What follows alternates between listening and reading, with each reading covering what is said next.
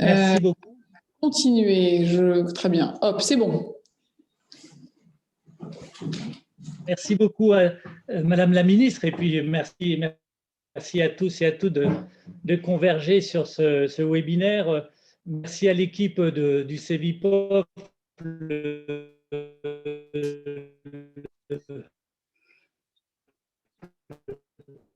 prestigieux centre d'études de la vie politique française de sciences politiques, quelques journalistes qui ont pu aussi être de ce moment, qui est nommé Question de confiance, question au pluriel et confiance au singulier, qui prolonge l'apparition du baromètre de la confiance du CEVIPOF Sciences Po qui vient de paraître, comme chaque année, élargi à quelques pays européens. Et merci à vous, chère ministre Amélie de Montchalin, de libérer votre très précieux temps en ce moment pour nous livrer votre réflexion sur l'enjeu devenu central de la confiance. Aussi, nous préciser votre action dans votre département ministériel sur le sujet pour tenter d'établir ou de rétablir une confiance dont on sait qu'en France est altérée depuis de nombreuses années. Quelle est votre méthode et quelles seraient vos propositions pour l'avenir? Pour juste vous présenter, vous avez la jeunesse pour vous, Amélie de Montchalin. Vous êtes née en 1985, donc vous avez que 36 ans. C'est assez impressionnant d'être déjà au gouvernement à cet âge-là. Vous avez été diplômée d'HEC, mais aussi d'histoire à la Sorbonne, ainsi que d'administration publique. Vous êtes détentrice d'un master d'administration publique à l'université de Harvard Kennedy School.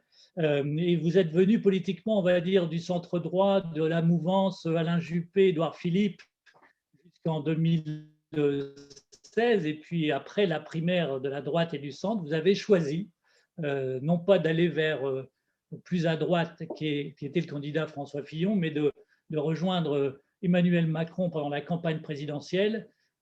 Et ensuite, vous avez été élu député de l'Essonne, c'était en juin 2017. Et puis, vous avez été d'ailleurs vice-présidente du groupe La République En Marche, ce groupe très important de plus de 300 députés à l'époque, de 2018 à 2019. Et vous avez été nommé au gouvernement, d'abord comme secrétaire réseau qui avait l'engagement de la campagne des européennes de juin 2019. Et puis, même instable, mais si Internet est un peu instable. En tout cas, vous avez été nommé ministre plein, comme on dit, de la transformation et de la fonction publique. C'est le terme de l'intitulé de votre ministère. C'était donc en juillet 2020. Vous êtes entré donc dans le gouvernement dirigé par Jean Castex. Et puis, en début d'année, je terminerai là-dessus, avant de passer la parole à Martial Foucault et à vous écouter, Madame la ministre. Vous avez lancé en début d'année un baromètre des résultats, qui est un baromètre inédit. Et vous allez nous dire si ce baromètre, parmi d'autres choses, mais peut permettre de contribuer un peu, beaucoup, passionnément ou pas du tout, à rétablir la confiance en l'action publique et les services publics. Voilà, confiance, c'est le cœur des travaux et des réflexions du CEVIPOF. Martial, merci de partager ce moment et de prendre la parole désormais sur cette thématique centrale. Oui, merci Jean-Philippe. Bonsoir à toutes, bonsoir à tous. Madame la ministre, merci de libérer effectivement votre précieux temps. On sait qu'on doit vous libérer avant 19h15 parce que vous avez d'autres engagements. Donc je vais tâcher d'être très bref, d'autant que Jean-Philippe a déjà dit l'essentiel. Le CEVIPOF est engagé depuis 2009 sur l'exploitation et la confection de cette enquête annuelle du baromètre de la confiance politique, mais qui va bien au-delà de la question de la confiance politique stricto sensu et qui couvre d'autres champs d'action, qui nous permet de révéler chaque année la complexité de la notion de confiance. J'en viens même à penser que parfois il y a un abus de langage quand on emploie le terme de confiance, puisque à la fois le contraire n'est pas nécessairement la défiance, le contraire n'est pas nécessairement la méfiance.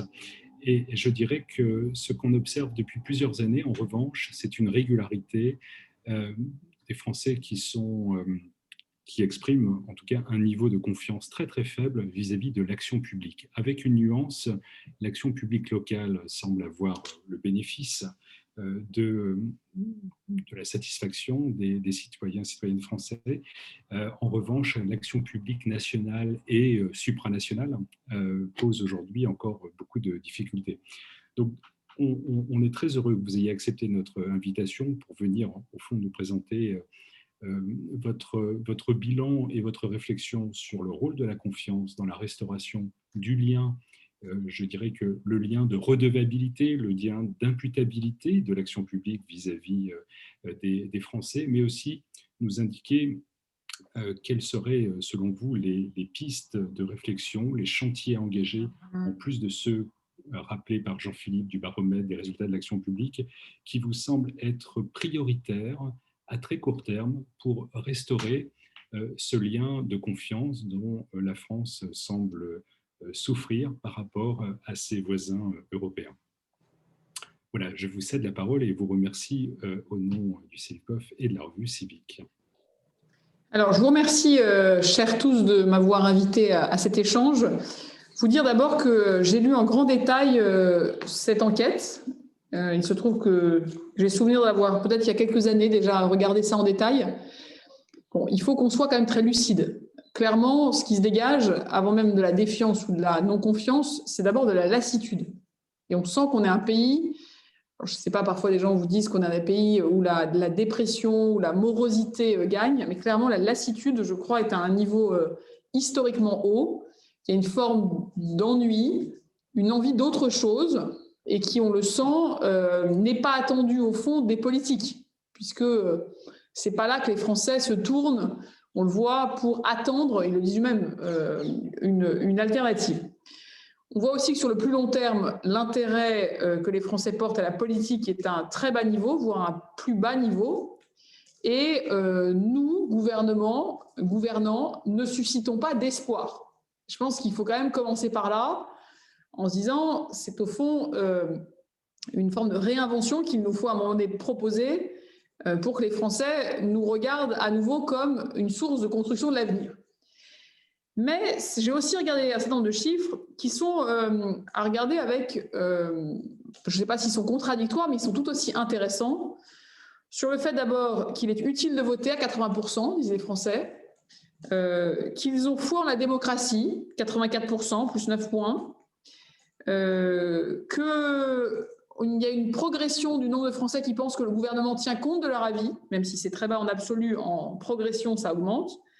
Et par ailleurs, nous sommes à un moment un peu extraordinaire où quand même beaucoup de Français pensent qu'ils peuvent changer l'avenir et que leur action compte. Et donc on voit qu'on est dans un pays qui n'est pas juste là ou morose, qu'il y a quand même des vecteurs de choses qui progressent et sur lesquels il nous faut travailler. Moi, le chiffre qui m'a vraiment interpellée dans mes fonctions, dans le ministère qui est le mien, c'est que 74% des Français pensent que les politiques parlent trop et n'agissent pas assez. Et au fond, mon ministère est entièrement créé pour répondre à ce ferment de défiance, qui est le sentiment que les Français ont depuis des années, qu'on leur a beaucoup parlé, que les promesses ont beaucoup engagé ceux qui les prononcent et qu'au fond, on ne leur a jamais rendu compte. Et que le président de la République en 2017 avait dit « Je m'engage sur des transformations de votre vie quotidienne. Je ne ferai pas de la vie quotidienne qui est la vôtre un décor. Ce sont des choses que je veux changer. Et je voudrais être jugé sur mes résultats. » Et donc, ce baromètre des résultats, il est pour moi aujourd'hui un outil qui a été quand même vu par 400 000 Français. Ce n'est pas du tout anecdotique. Évidemment, le but, c'est que ça soit de plus en plus connu. C'est une démarche assez inédite. Et d'ailleurs, la manière dont on l'a présenté aux Français, c'est juger par vous-même. Parce que ce qui est aujourd'hui assez paradoxal, c'est que si toutes les réformes progressent en moyenne au niveau national, elles progressent de manière extrêmement erratique selon les territoires. Et il paraît aujourd'hui effectivement être un ferment de défiance de fait d'avoir des discours trop généralistes. Je vous donne un exemple, le plus parlant, c'est la fibre. 51% des Français ont la fibre. Mais c'est 10% des Ardéchois et 10% des habitants de la Dordogne contre 80% des habitants de la petite couronne parisienne. C'est aussi bientôt 100% des habitants de la Corrèze. Donc il n'y a pas non plus une fatalité rurale urbain. Mais si vous avez un ministre qui va sur les ondes expliquer avec beaucoup d'aplomb que la moitié des Français ont la fibre, en fait, il a tort tout le temps. C'est que pour beaucoup de territoires, c'est très en dessous, et pour beaucoup de territoires, c'est très au-dessus. Et donc, il me semble qu'aujourd'hui, pour des raisons constitutives de nos territoires eux-mêmes, et d'ailleurs c'est ce que disaient les Gilets jaunes, il n'y a pas de territoire oublié, mais il y a une grande mosaïque de diversité de situations qu'il nous faut regarder comme telle si on veut renouer un lien de dialogue, de discours avec les Français, qui leur parle du monde qu'ils vivent, et non pas d'une réalité qu'on projetterait sous prétexte que ce serait la réalité moyenne. En fait, aucun des Français ne vit la réalité moyenne. Et donc ça me paraît être un élément extrêmement important de cette confiance. C'est d'ailleurs pour ça, et ce n'est pas complètement anecdotique, que les Français font beaucoup plus confiance aux gens de proximité, parce que par définition, le dialogue qu'ils portent est beaucoup plus ancré dans la réalité quotidienne qui est la leur. Ça, je pense que c'est un premier élément que je voulais porter à notre échange ce soir. Deuxième élément, c'est qu'il y a un paradoxe. Les Français ne font pas confiance aux institutions politiques, mais ils font de plus en plus confiance aux services publics. Et donc, au fond, ce qui est le plus concret des institutions politiques, à savoir les services publics qu'ils procurent, sont vus comme étant de plus en plus proches, objectivement de plus en plus simples, et la confiance dans les services publics a beaucoup augmenté depuis maintenant un certain nombre d'années. On est aujourd'hui à 76% de confiance dans les services publics, ce qui est objectivement un niveau élevé. Mais il n'y a pas de lien qui est fait entre la confiance qu'on fait à son service public de proximité et les institutions publiques, et donc, in fine, les politiques qui portent ces services publics qui se réforment.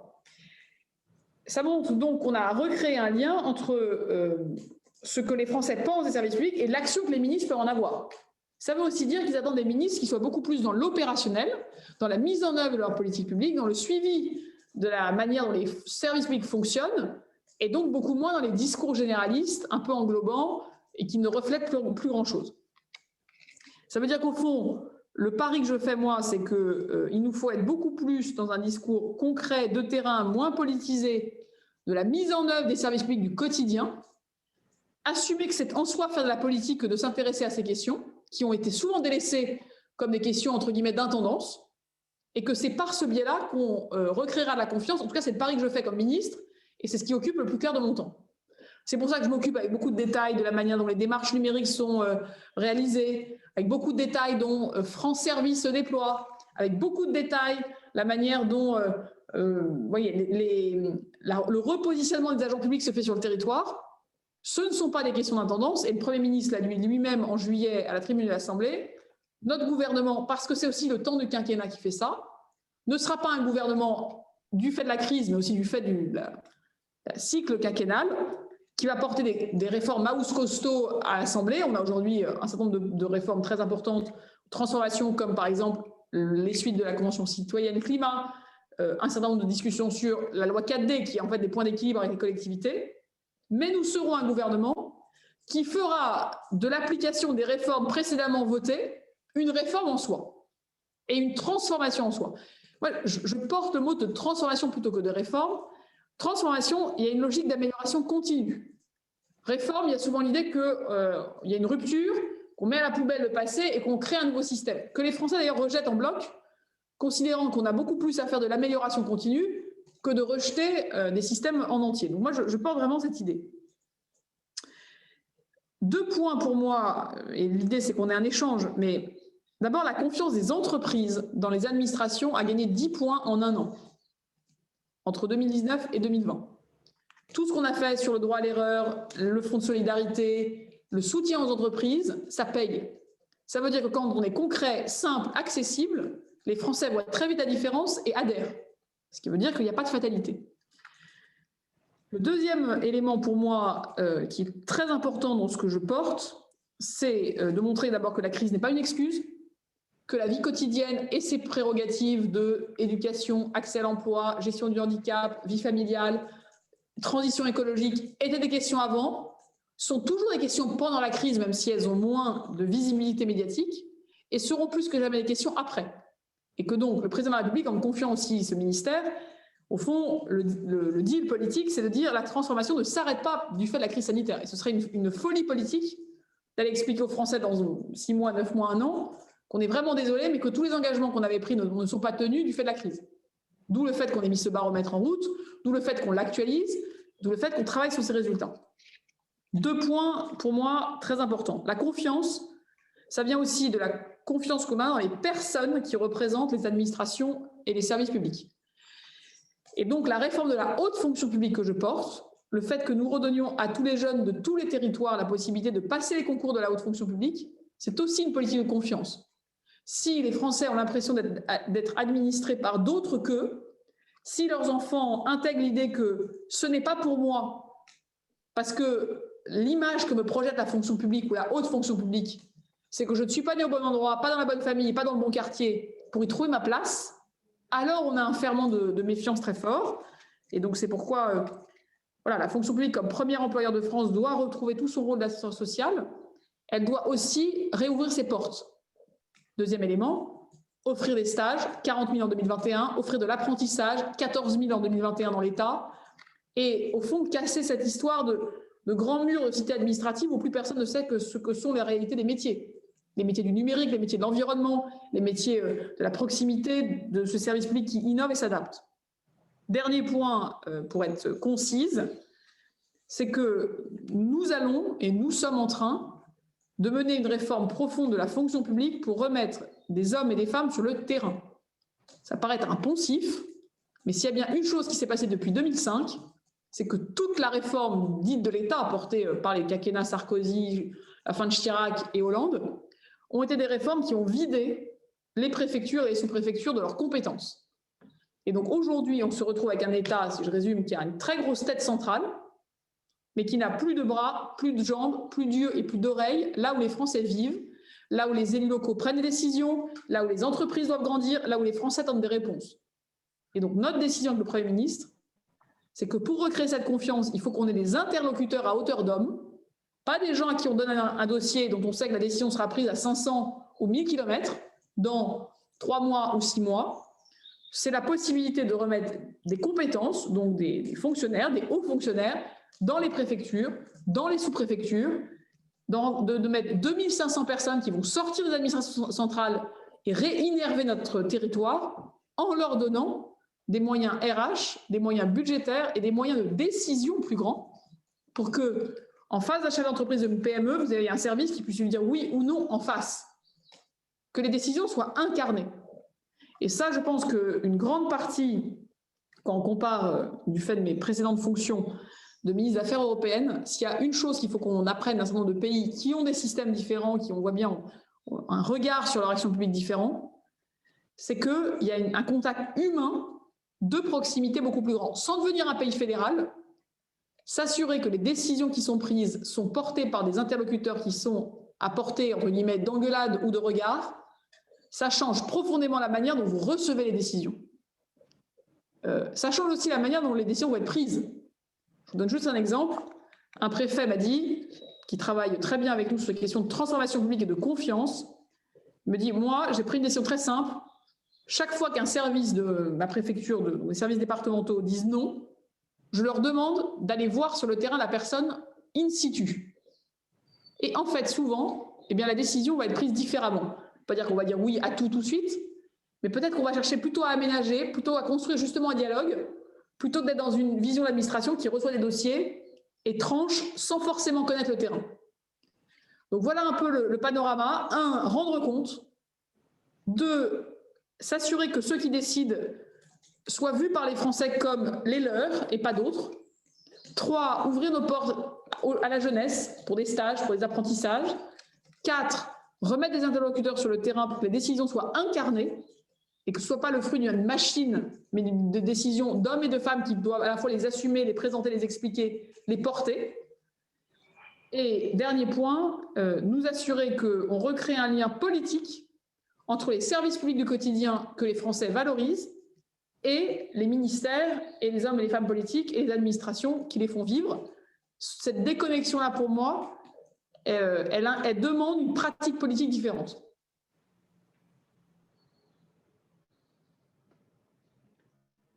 Merci beaucoup, Madame la Ministre. Martial a peut-être d'emblée un sujet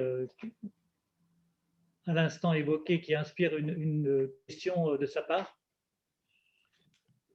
Oui, oui, merci Jean-Philippe. Je peux réagir tout de suite et aussi profiter l'occasion pour indiquer à toutes les personnes qui souhaitent poser des questions d'utiliser le module questions-réponses et on pourra se faire le porte-parole de ces questions et vous les relayer.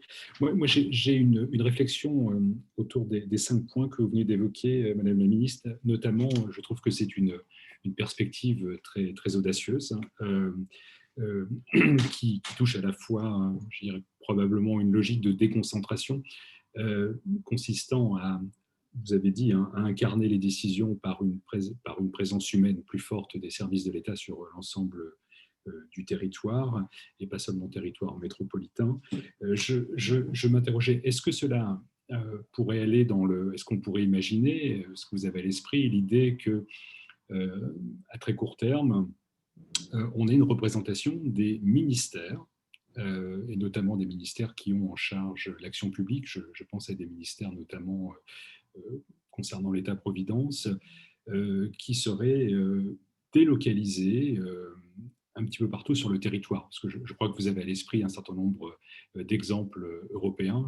C'est le cas des Pays-Bas, c'est le cas du Danemark, où effectivement le ministère des Affaires sociales, le ministère des Transports, le ministère du Logement peut être présent dans d'autres, et pas seulement des métropoles d'ailleurs, mais en tout cas dans des centres urbains importants. Est-ce que c'est dans cette logique que pour vous, les questions de la confiance, et je crois que vous avez raison, que la confiance, elle s'incarne aussi par la proximité, et on peut tout à fait répondre à l'objectif d'imputabilité, de redevabilité, par une incarnation des services publics qui ne doivent pas être simplement perçus comme centralisateurs, et on peut parler de déconcentration sans nécessairement parler de décentralisation. Que je sois bien clair, ce que vous dites, c'est que vous voudriez que les administrations centrales se délocalisent, comme l'a fait l'ADEME, qui est aujourd'hui à Angers, comme l'a fait, je ne sais pas, je peux vous donner une partie de l'administration centrale du ministère de l'Intérieur à Nantes. C'est ça votre question? Absolument. Alors, il y a plusieurs choses qu'on est en train de faire. Il y a les impôts sont en train d'avoir un mouvement à la fois d'aménagement du territoire, mais aussi de conception justement de leur proximité, qui fait que des échelons les plus régionaux, parce qu'on a quand même aujourd'hui des grandes régions qui sont redevenues des endroits en fait assez centralisateurs, que des grandes régions, on réinnerve les villes moyennes, plutôt les sous-préfectures ou les petites préfectures de notre pays, pour redescendre les décisions plus près, et par ailleurs qu'un certain nombre de services parisiens, notamment, aillent effectivement dans des villes, que le service soit national des impôts de l'immobilier très spécifique se déroule à titre national dans une autre commune que Paris. Les impôts ont ce mouvement-là. On cherche à voir avec d'autres ministères ce qu'on pourrait effectivement pousser dans ce sens. Moi, mon enjeu, je vous le dis très franchement, c'est de redonner la vitalité à l'ensemble des représentations interministérielles et ministérielles dans les départements. La loi NOTRe est une loi qui crée de la péréquation régionale sur des périmètres qui sont suffisamment grands pour qu'il y ait de la péréquation. Si vous mettez de la péréquation à échelon tout petit, il n'y a pas beaucoup de péréquation. Donc, il y a un intérêt sur la stratégie économique, il y a un intérêt sur un certain nombre de choix, notamment de mobilité, qu'on ne va pas remettre en cause. Mais quand il en vient de l'incarnation de l'État, des décisions, de cette capacité d'avoir, comme je vous dis, à hauteur d'homme ou Dieu, une discussion avec les interlocuteurs, notamment élus locaux et entreprises en particulier, et citoyens au sens individuel, nous avons fait le choix, notamment dans une circulaire du Premier ministre qui a été publiée le 10 mars, qui, je crois, dans l'histoire, en tout cas administrative, pose un certain nombre de principes très forts, un choix de confiance qui est de dire il faut que nous remettions des hommes et des femmes opérationnels qui peuvent prendre des décisions avec des marges de manœuvre à l'échelon des départements. C'est un échelon, pas parce qu'il est date de Napoléon et qu'on serait, vous voyez, en pamoison devant l'héritage napoléonien, mais c'est un échelon que les Français appréhendent comme un échelon de vie quotidienne. Tout le monde connaît son département, ses frontières, ça se traverse en une demi-journée. Et quand je communique d'ailleurs sur les résultats de l'action publique à l'échelle départementale, les gens comprennent très bien de quoi il s'agit. Si je vous dis qu'il y a 22 maisons France Service dans le Calvados, mentalement, les gens se disent ça veut dire beaucoup. Si je vous dis qu'il y a 17 maisons de santé dans les Ardennes, ça dit quelque chose. Si je vous dis qu'il y a 1600 maisons de santé en France, vous ne savez pas vous dire si c'est beaucoup ou pas beaucoup. Et donc, c'est un échelon sur lequel les Français se projettent. c'est aussi un échelon qui est gérable, au sens où vous pouvez connaître les entreprises de votre territoire, vous pouvez connaître les élus locaux de votre territoire, et donc vous pourrez recréer ce dialogue de confiance. À l'échelon d'une grande région aujourd'hui, c'est très difficile. C'est très difficile. Donc, moi, mon enjeu, c'est moins… Un certain nombre de ministères réfléchissent à des questions plus d'aménagement du territoire, comme ce que je faisais la DATAR dans les années 80. Il faut savoir où est-ce qu'on localise les administrations, les grands… les paquebots amiraux d'un certain nombre de politiques publiques, c'est un vrai sujet. Et aujourd'hui, on a une vraie optique effectivement, de remettre un certain nombre de ces administrations ailleurs qu'à Paris.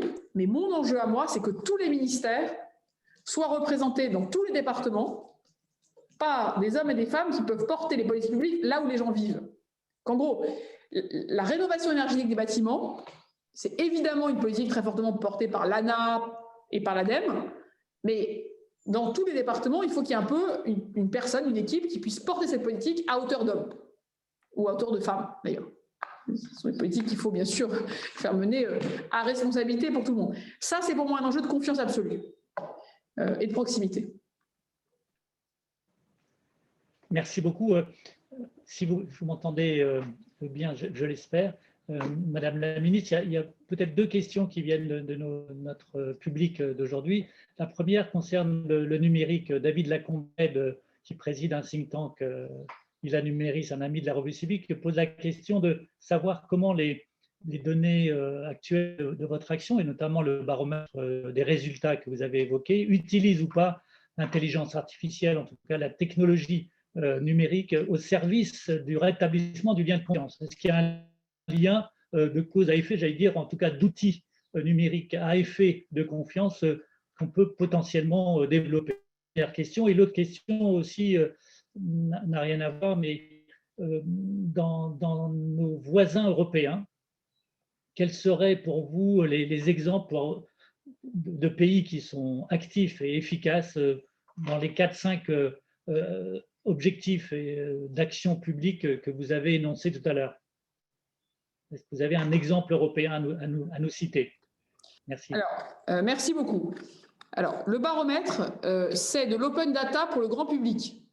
C'est-à-dire qu'on a en France, vous savez, on est un des pays d'ailleurs en termes de confiance. C'est d'ailleurs montre bien que la transparence pour la transparence, si elle n'est pas expliquée et si elle n'est pas rendue accessible, ça fait de bonheur des spécialistes, mais ça ne veut pas forcément dire que la démocratie gagne tout de suite des points de confiance. On est, vous savez, 2e dans l'OCDE sur l'open data public, 3e dans l'Union européenne. Le baromètre est évidemment un outil qui est tout en open data, mais le choix de mettre sur le site du gouvernement de manière très ergonomique, de manière très facile d'accès, pas sous la forme, vous voyez, d'un tableau Excel en point CSV que personne ne sait télécharger, sauf s'il est lui-même un spécialiste des données, c'est de faire le choix qu'on peut rendre public de la donnée au grand public. Ça, c'est assez inédit, en fait. Si on a beaucoup regardé, l'Écosse a un schéma donc, sur un format régional qui a des similitudes avec ce qu'on est en train de faire. C'est le seul endroit, à ma connaissance, qui ait porté ça. Y compris au Royaume-Uni, quand Tony Blair portait un certain nombre de choses, cette delivery unit, avec David Cameron ensuite, ont été des choses qui ont été cantonnées à quelques réformes, 4 ou 5.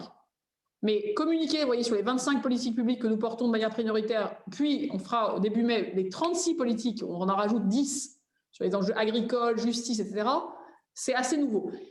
Évidemment que ça n'a pas un impact sur la confiance des Français vis-à-vis de l'action politique à très court terme. Je pense que si c'est tenu dans le temps, et si c'est répété, et c'est notre objectif, c'est que tous les trimestres, on mette à jour ces chiffres, et qu'on en explique comment ça marche, et qu'on montre aussi que l'action publique est une chose qui n'est pas immuable. Vous allez voir qu'en 3 mois, un certain nombre de choses changent. Mais ça n'a jamais été porté dans l'esprit des Français avec ce pas de temps-là. Et donc, il y a un peu l'idée que, au fond, ce qui a prévalu pendant 20 ans continuera à prévaloir pendant les 20 prochaines années. Donc, oui, on utilise beaucoup d'outils numériques. Il faut que vous sachiez qu'en interne, c'est aussi une façon de faire remonter de la donnée, un pilotage par la donnée qui n'a jamais existé comme tel. Dans les préfectures, dans les tout prochains jours, vous allez avoir des outils de visualisation aussi de ces résultats des départements voisins, de comparaison, que les préfets et les directeurs départementaux voient comme des outils intéressants.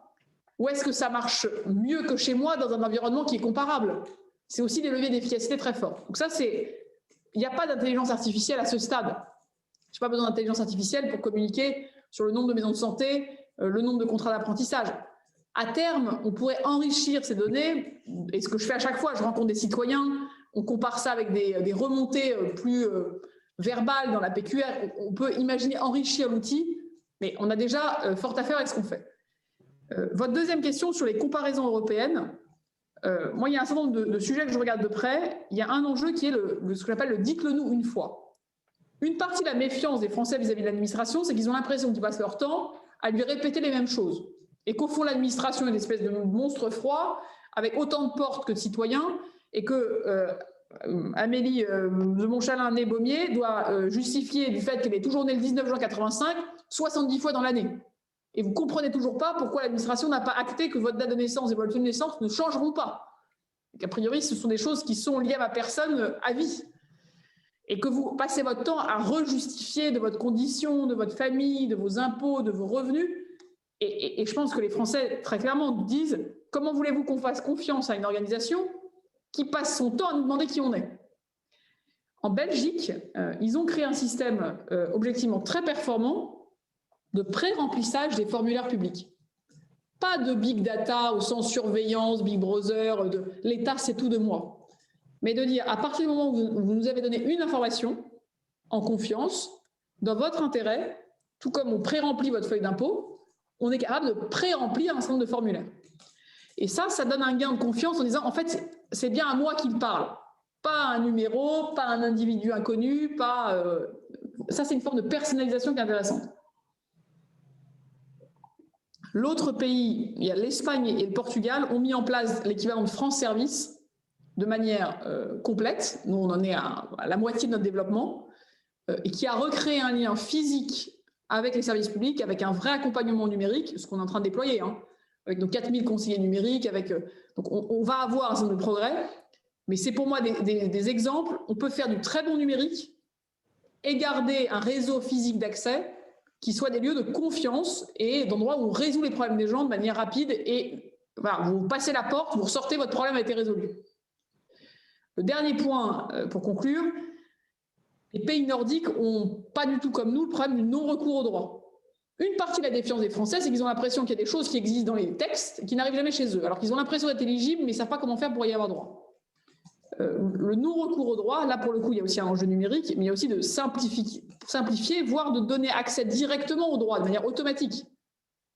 Aujourd'hui, vous voyez, avec l'assurance vieillesse, on est en train de mener une expérience, de fait, ce n'est pas une expérimentation administrative, une expérience, c'est que du fait du Covid, l'assurance vieillesse appelle les retraités les plus isolés, les plus fragiles, et en fait ceux qui ont le moins de pension de retraite, et se retrouvent du coup à leur montrer qu'ils peuvent être souvent éligibles à des aides, par exemple comme le minimum vieillesse, que parfois ils n'ont pas sollicité.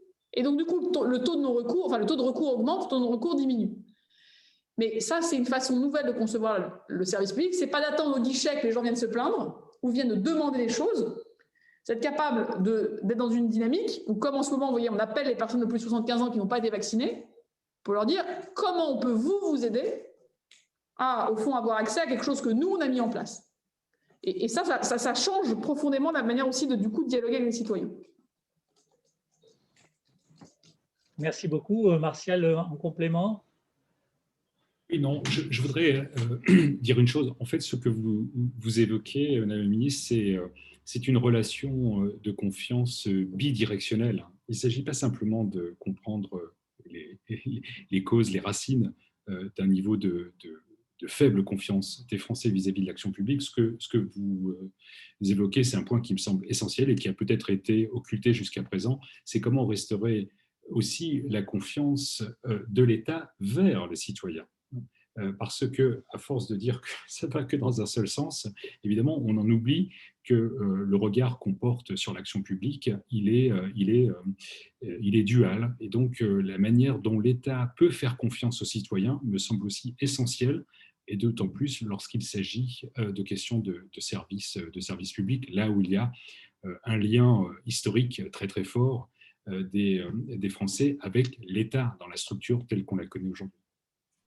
C'est très intéressant que vous disiez ça. On a fait, vous savez, une loi sur le droit à l'erreur, qui s'appelait d'ailleurs une loi pour établir une société de confiance. C'était la loi ESSOC. Le droit à l'erreur, c'est quelque chose qui objectivement, rentre progressivement dans les têtes de ceux qui administrent. Comment la personne en face de moi peut en fait être considérée comme de bonne foi et peut de bonne foi ne pas avoir transmis l'intégralité des pièces et peut-être de bonne foi avoir sous-estimé tel ou tel impôt ou telle charge. Ce qui est très intéressant du côté des entreprises, c'est qu'aujourd'hui, 76% des chefs d'entreprise ont confiance dans le fait que s'ils ont fait une erreur, l'administration les aidera à la corriger plutôt que les sanctionnera. Et je pense que là, la crise Covid y est pour beaucoup, c'est qu'on a fait beaucoup moins de contrôles a priori et beaucoup plus, au fond, d'activation d'aides qui sont contrôlées a posteriori. Ce changement-là, il est majeur. Mais quand on fait du droit à l'erreur avec les usagers, qu'ils soient entreprises ou citoyens, moi, en tant que ministre de la fonction publique, c'est que doit s'instaurer au sein de l'administration un devoir de confiance. Vous ne pouvez pas demander à un agent public d'être dans cette démarche de confiance envers le citoyen qui vient à son guichet ou avec qui il est en échange, si dans sa hiérarchie au-dessus de lui, on ne lui fait pas confiance. Et donc, il y a un droit à l'erreur vis-à-vis de l'usager et un devoir de confiance interne. Et donc, tout ce qu'on voit aussi dans la confiance, on le voit, les Français, est-ce que vous faites confiance à une personne que vous rencontrez pour la première fois? On est au plus bas du niveau européen. Il faut que dans nos propres administrations, vous avez 5 millions d'agents publics qui sont une petite France à eux seuls. Ce sont des agents qui sont extrêmement engagés, mais qui sont au fond un miroir de la société. Et c'est pour ça qu'on travaille beaucoup aussi sur la confiance interne à l'administration. Tout ce qu'on fait sur la déconcentration RH, la déconcentration budgétaire, redonner les marges de manœuvre aux acteurs de terrain, c'est aussi ça. C'est qu'en tant que des ministres, nous puissions dire aux acteurs de terrain, nous vous faites confiance dans votre capacité à bien porter les politiques et leurs objectifs là où vous êtes. Et donc, si on vous fait confiance parce que vous prendrez les bonnes décisions vis-à-vis des usagers. Et donc, je salue effectivement votre point. On ne peut pas demander aux citoyens de nous faire confiance, administration et gouvernement, si nous-mêmes ne les regardons pas de cette manière-là et si nous ne donnons pas les outils aux hommes et aux femmes qui font vivre le service public chaque jour pour incarner cette confiance-là. Et donc, évidemment, c'est à la fois bijectif, mais c'est aussi au sein de nos administrations. Merci donc, vous voyez, j'ai du pain sur la planche. Je vois que le temps file, donc peut-être une toute petite conclusion de votre part. Merci Madame la Ministre, pour conclure sur peut-être le point, en une minute, si vous pouvez conclure sur le fait qui nous est souligné d'être en relation directe avec les élus. Vous avez beaucoup parlé de déconcentration et des enjeux de proximité pour l'administration publique, c'est un fait et c'est très important. Mais il y a aussi le lien de partenariat pour soutenir aussi des élus, notamment les petites villes. Comment s'articule ou peut s'articuler mieux cette relation de partenariat entre élus locaux de petites villes notamment et l'administration qui peut paraître des mammouths, mais qui sont parfois considérés à tort ou à raison comme loin des élus locaux. La première chose, c'est qu'on réenvoie des hommes et des femmes compétents pour échanger avec ces élus qui demandent de l'accompagnement, de l'ingénierie. Quand on déploie des sous-préfets à la relance, qu'est-ce qu'on fait? On dit, il y a quelqu'un dans les départements qui fait le tour des petites communes, des petites villes, qui regarde quels sont les projets en descendant, vous voyez, à un niveau de décision qui est celui du quotidien de ces élus. Pas en attendant qu'ils viennent à la préfecture faire des grandes messes. La deuxième chose qu'on fait, c'est qu'on crée une relation de partenariat, de contrat. L'État s'engage sur des moyens, les élus portent des projets et on avance. C'est comme ça qu'on fait les petites villes de demain, c'est comme ça qu'on fait beaucoup de projets maintenant très locaux de développement. C'est très bien vu par les élus, c'est très bien reçu quotidiennement et je pense que depuis 3 ans, on travaille très bien avec les élus. Le problème, c'est qu'aujourd'hui, avec les élections qui rapprochent, on retourne parfois par facilité dans des hommes et des femmes politiques de terrain qui vous disent au fond que leur projet, c'est de se battre contre l'État. La réalité de l'action qu'on mène, c'est une relation évidemment de partenariat et évidemment de contrat. Donc, c'est ça qu'il faut qu'on arrive à casser. Je vous remercie infiniment. Je coupe mon son et ma caméra, mais vous voyez, c'est un sujet qui nous demande encore beaucoup de travail. Mais sachez qu'en tout cas, je pense que l'action que je mène est très inspirée par à la fois les constats que vous posez et les pistes aussi que vous esquissez. Merci beaucoup. On en reparlera plus abondamment plus tard. Merci beaucoup. Merci beaucoup. Bon, ben voilà, cher Martial, nous pouvons peut-être dire le mot de la fin pour quelques-uns de nos amis qui peuvent rester quelques minutes. C'est très dense, mais qu'est-ce que tu as pu retenir le plus intéressant? Et puis, je peux annoncer nos prochains invités des questions de confiance. Ce sera avec le président, pour la question des médias, ce sera le président du Conseil supérieur de audiovisuel de mémoire, c'est le 8, le 15 avril. Le mot de Oui, on t'entend très très mal, Jean-Philippe. Alors, pour garder la confiance des 39 personnes encore dans cette salle virtuelle, moi je retiens deux éléments. Tout d'abord, bon, le propos était très précis, très opérationnel. Je pense qu'il est important de regarder cette question de confiance. Ce qu'a dit la ministre est valable dans d'autres ministères et d'autres organisations. C'est qu'on ne peut pas simplement faire le constat d'un manque de confiance sans regarder le regard que portent ces autorités, qu'elles soient administratives, que ce soit des organisations privées, organisations publiques, sur les citoyens. C'est vrai également pour le pouvoir politique représenté par les élus. Je dirais que tant qu'on n'aura pas un mouvement de balancier qui permet d'apprécier et de restaurer la confiance des élus de ces organisations vers les citoyens, on ne peut pas attendre des citoyens qu'ils aient une confiance béate sur toutes ces dimensions. Et puis le deuxième point qui méritera peut-être d'être observé ces prochains mois ou ces prochaines années, si effectivement la volonté, c'est de faire en sorte que les sous-préfectures ou les préfectures redeviennent j'allais dire, équipés humainement par des compétences, alors c'est peut-être une très bonne piste à suivre, parce qu'effectivement, c'est pas simple. Il faut savoir incarner l'action publique, et incarner l'action publique, c'est certainement pas par une recentralisation ou ce que certains appellent une métropolisation de l'action de l'État. Je pense qu'il est urgentissime, qu'on ait des expérimentations. Moi, je serais très heureux qu'on puisse imaginer, comme dans le milieu culturel ou le milieu académique, on est en résidence dans un lieu, et bien que le ministère peut-être de l'Action publique soit en résidence pendant 2 mois dans une ville de France, et que l'on ait au moins cette capacité de considérer que oui, l'action de l'État, tout ne se réalise pas, ne se réfléchit pas seulement qu'à Paris, mais qu'on ait véritablement une déconcentration, ce qui est différent de la décentralisation. Donc ça, je trouve que ce sont des pistes assez intéressantes. Est-ce que cela suffira à rétablir la confiance ? C'est vraiment la politique des petits pas, et je ne crois pas que cette politique-là contribue à alimenter de la défiance, à tout le moins. Je suis assez prudent, mais voilà, on aurait aimé que l'échange dure plus longtemps. Mais donc, rendez-vous est pris. Oui. Peut-être que la date, est-ce que tu peux repréciser la date, Jean-Philippe, avec le président du Conseil supérieur de l'audiovisuel ? Oui, merci beaucoup, Martial, en tout cas pour ce moment aussi.